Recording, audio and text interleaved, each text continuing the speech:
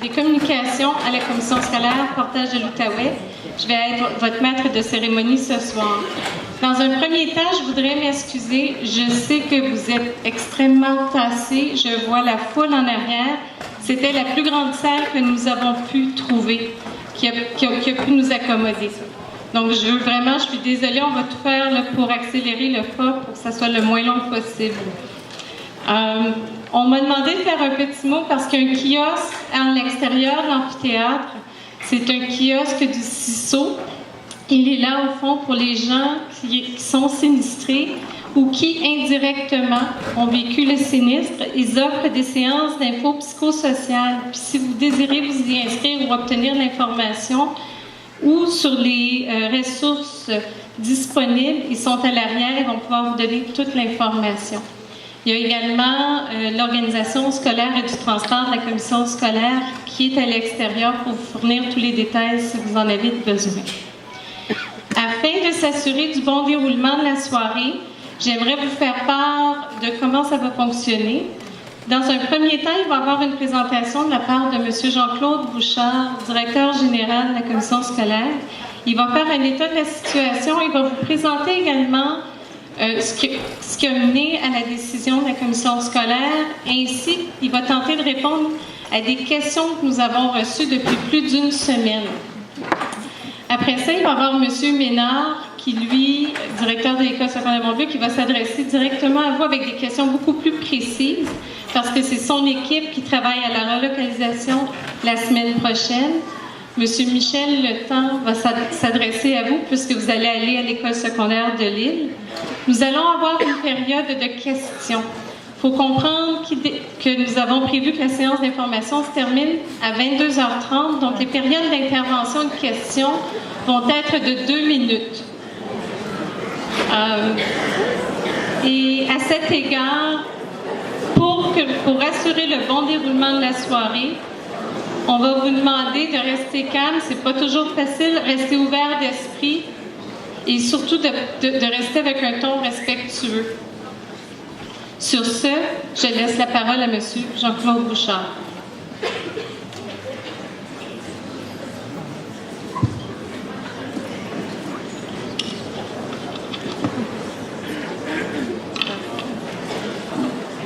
Je suis désolée, avec le stress et la fatigue, j'ai oublié de présenter ceux qui sont à la table. Il y a M. Stéphane Laclasse, directeur du service des ressources éducatives, M. Mario Crevier, président de la commission scolaire.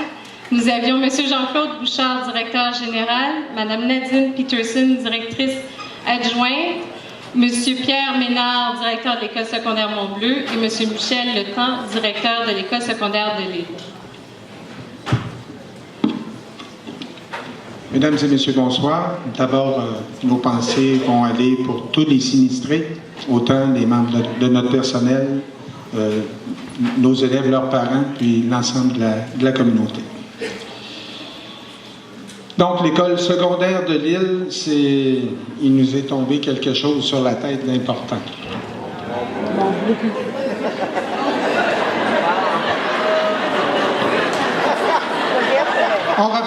On reprend, excusez-moi.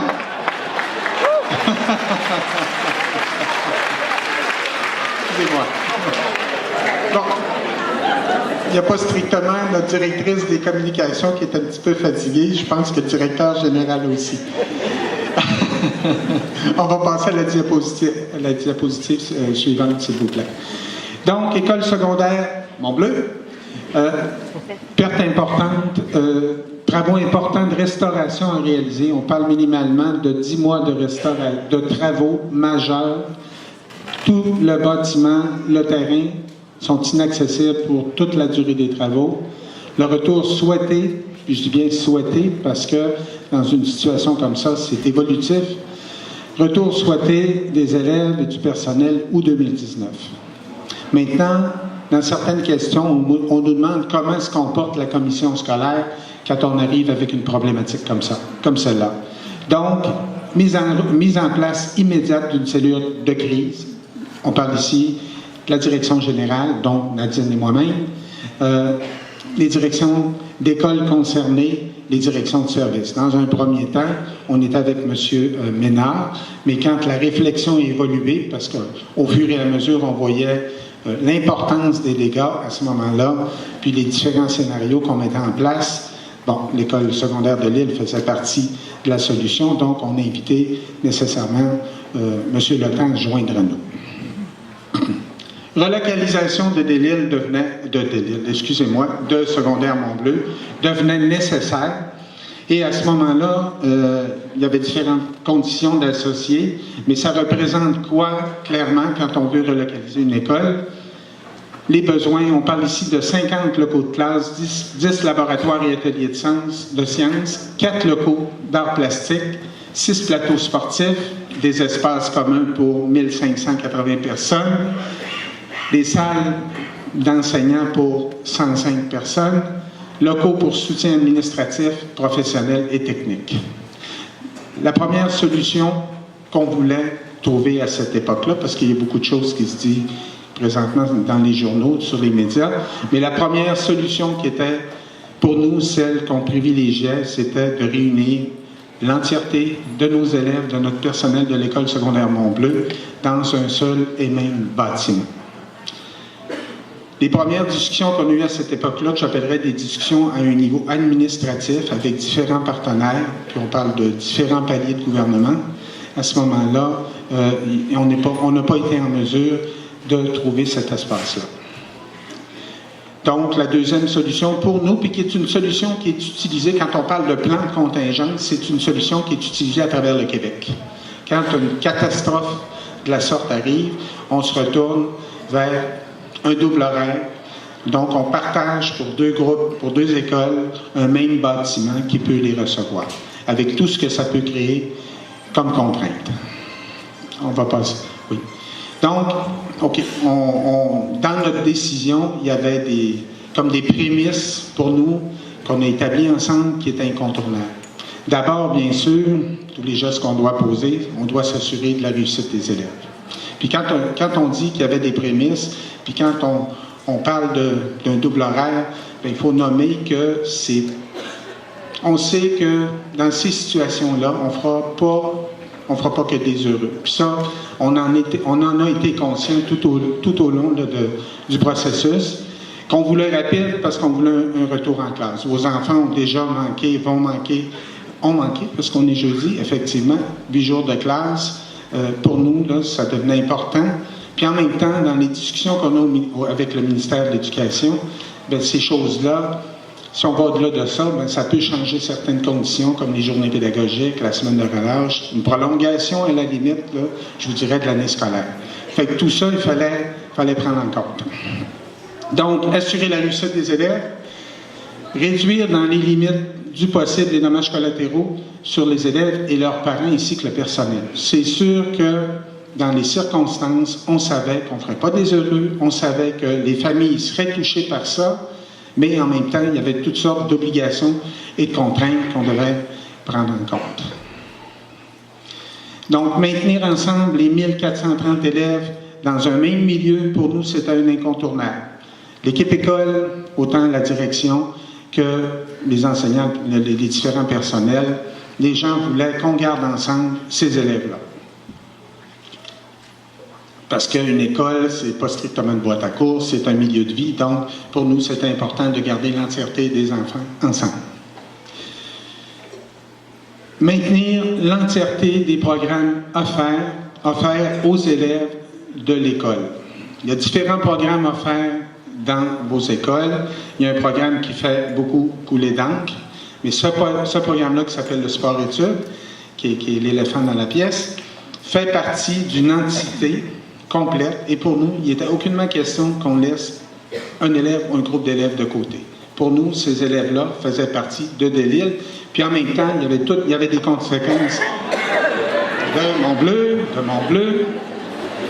Les gens suivent, c'est bien, font partie de Mont-Bleu. Donc, excusez-moi. Et le retour en classe, pour nous, est important. Retour important, ça nous amène, bon, d'abord, on voulait ne pas modifier la programmation des horaires des 2 écoles. Parce que modifier une programmation d'une école avec 100 quelques profs, tout près de 1500 élèves, c'est du temps. Du temps, ça veut dire un retour.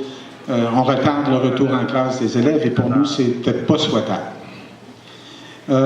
Aussi, modifier les horaires, les conséquences, l'offre de cours aux élèves, complètement modifiée. La tâche des enseignants, complètement modifiée. Les enseignants comme les élèves, bon, dans leur vie professionnelle, vivent un sinistre important parce qu'ils ont perdu leurs écoles. Donc, de ne pas modifier la charge de cours que nos enseignants donnent aux élèves, c'est de permettre un retour rapide en classe pour que chacun soit en continuité en termes d'apprentissage. Puis enfin, bien pour nous, le 9 octobre était la date ultime à laquelle on s'était engagé avec le ministère à ramener nos jeunes en classe. Contrainte importante, puis je pense que c'est la contrainte la plus importante, la problématique, les contraintes liées au transport. On a deux partenaires au niveau du transport, le transport par STO et le transport par autobus jaune. Au niveau de la STO, autant le matin, de 6h30 à 8h le matin et de 15h à 18h. Pour la STO, les 270 autobus sont sur la route. Aucune marge de manœuvre pour pouvoir en ajouter et pouvoir débuter plus tôt. Parce que nous, à l'origine, ce qu'on voulait, c'est commencer à 7h30 le matin, les cours, parce qu'on savait qu'en fin de journée, c'était une problématique pour l'ensemble des familles. Et ça, c'était le nœud. Maintenant, autant au niveau des autobus jaunes que de la STO, pour un, c'était plus d'autobus disponibles. Pour l'autre, ben, peut-être qu'on aurait pu avoir des autobus, mais pénurie de chauffeurs, donc impossibilité de s'en sortir.